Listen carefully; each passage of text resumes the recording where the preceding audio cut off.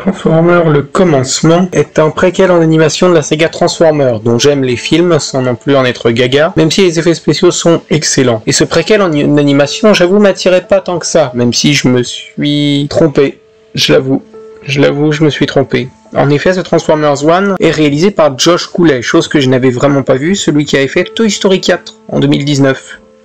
L'histoire suit les meilleurs amis Orion Pax et D16, avant qu'ils ne deviennent les ennemis ultimes, connus sous le nom d'Optimus Prime et Megatron, qui vont avec Bumblebee et Elita One tenter de trouver un artefact pour prouver leur valeur. Et c'est une surprise. En effet, ce Transformers le commencement est peut-être le meilleur film de la franchise. Je ne déconne pas. En effet, ici, on n'a pas que de l'action gratuite, mais des persos que j'ai beaucoup aimé, quoi, au fil du récit, et des thématiques sérieuses, comme la lutte des classes par exemple, symbolisée par ce duo et le perso de Sentinel Prime, même si la trajectoire de ce personnage diffère des longs métrages, qui fait qu'il y a une incohérence avec le 3, mais je vous laisserai voir ça. Le rythme est bien tenu, et l'ambiance est vraiment assez sérieuse, ce qui contraste totalement avec ce que nous avaient montré les bandes annonces il y a quelques mois, et le quatuor que l'on suit est ultra attachant. On a un bon développement pour chacun et on comprend plus certaines caractéristiques des films, comme chez Bumblebee par exemple, ou Bee dans ce long métrage.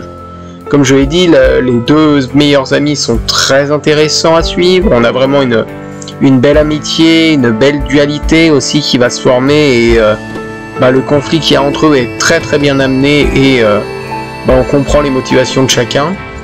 Et l'antagoniste principal est cool, on comprend en fait pourquoi les deux frères vont s'opposer, et ça amène un côté intéressant vis-à-vis des idoles, vis-à-vis de ces figures qu'on aime, qu'on bénit comme des dieux, mais qui en fait sont des fois bien plus diaboliques qu'on ne pourrait le penser. Et on a des scènes fortes, comme une scène de torture, oui, j'en suis resté baba, ou la chute vers la fin qui était vraiment bonne, vraiment forte en émotion, et la fin était assez épique, je trouve. Mais, je vous ai parlé des persos, mais on n'a pas parlé, justement, de l'animation, qui est très belle, offrant des plans qui flattent la rétine et un univers riche.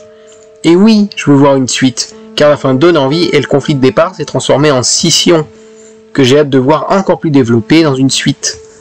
J'ai bien plus envie de voir ça, par exemple, que la suite du live action, car c'est plus intéressant, mieux développé, et j'ai ressenti des émotions pour ces persos, ce qui ne m'était jamais arrivé en quand même 7 films.